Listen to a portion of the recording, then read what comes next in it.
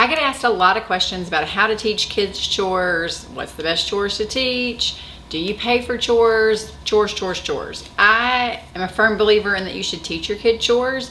And so what I kind of want to do is walk you through my system for teaching chores. Now, my system is not the only way to teach chores to your kid. I really think that whatever you're doing, whatever you're teaching, you need to choose a system, you need to teach the system, and you need to reinforce the system. So you can take this system if you like it, you can fine tune it for what works best in your home, but I want to explain how I teach chores and then just kind of go over some benefits for teaching chores to our kids. A lot of people ask me what chores are appropriate for my 3-year-old or my 5-year-old or my 7-year-old. I don't really look at chores as age level. I really look more at skills. Everyone's child is different. Some of you have children that are advanced. Some of you have children that might struggle in some areas. Some of us you might have an average child. So what I want you to do is don't fixate on the age of what should my child be doing at this age. Really look at, okay, here's some lower level skills. Let's master those. Once you master the lower level, move up a level and just continue to make progress from there. The goal is progress. As long as your child is progressing and growing, that's what you want to see. So don't compare your child to other kids on like what can so-and-so's kid do with chores and what can mine do. It's not going to work that way. Really see what works best for your child. So I'm going to walk you through how I do chores at my house. At my house, new chores are taught every August. We just start them with the school year. That's just what works for us. Not what you have to do, but that's what works for us. I also have a visual that I give each child that has their chores on it. Their visual looks like this. Some look like this. I laminate mine because they definitely get lots of wear and tear. I have one child that has a hard time keeping up with her chore chart, so she has 4. So she has one that hangs up in a room upstairs, there's 2 that are downstairs, there's an extra copy in a folder. That way if she loses it during the week, we're not wasting time looking for chore charts. We know where the extra copies are, and then on the weekend we find all the chore charts that are in the cat food or the laundry room or wherever they are, and we put them all back where they go and start the week over. I don't want to spend my time being frustrated over not knowing what the chores are for that day, so we just have a system in place for, hey, you might accidentally lose yours. It's not a big deal to me. So everyone has a chore chart. Every day they have their chores for that day. Now when I'm choosing chores, it really just kind of depends, and I kind of look at this each year. Is there something new that I want one of my kids to learn how to do? Like, do they not know how to mop great, or are they not great at cleaning windows? I definitely want them to have that skill set, so I will choose something from that. I also take into consideration their interests. Like, one of my kids loves the animals and she wants to take total care of them. She gives them their medicine every month. She wants to feed them all the time. She does all that stuff. Those are on her chores too. Like, I don't want it to be like, oh my goodness, we're doing chores again. I want it to be things that are enjoyable. So I look at their preferences and I look at the skills that they need when I'm deciding what chores each person will do. Some of them they just rotate through. Like, one day this one's gonna sweep the kitchen and the next day this child's gonna sweep the kitchen. I also look at what needs to be done around our house. My family functions best when we're orderly.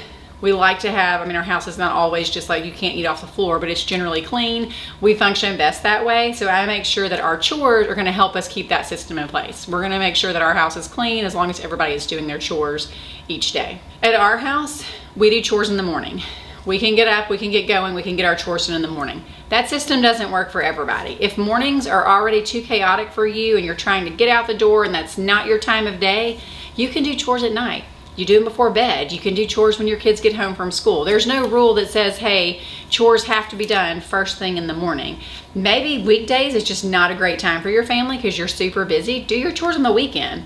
I don't think it really matters when you're doing chores, as long as you're teaching that system and showing your kids, hey, this is the structure we have in place. This is your responsibility. This is when it has to be done. Set that expectation and go with what works for your family. We also take days off for chores.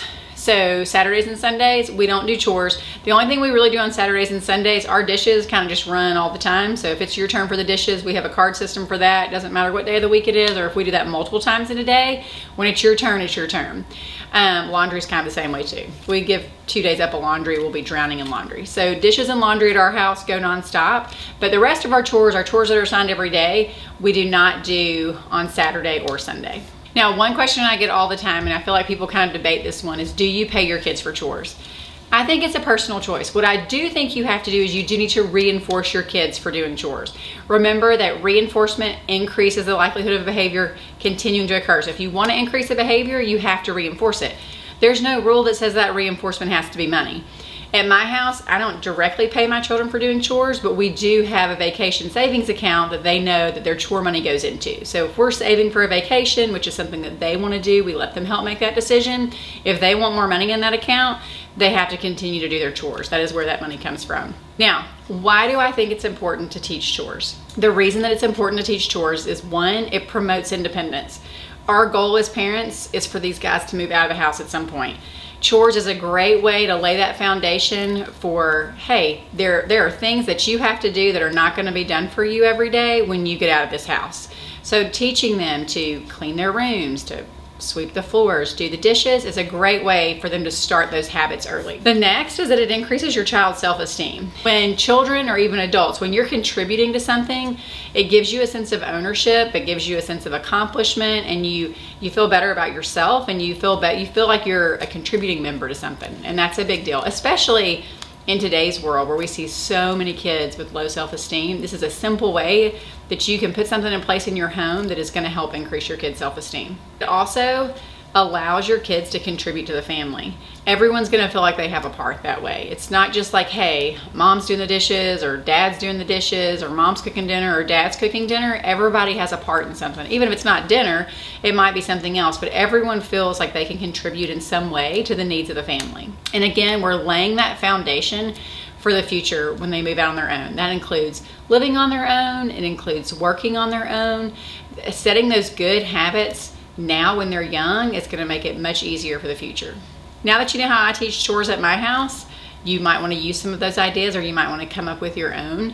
But I hope that you use chores in your home to help make things a little bit easier for you and to teach your kids some great skills for the future. If you found this video helpful, be sure to like it and subscribe to my YouTube channel so that you'll know when new videos are posted.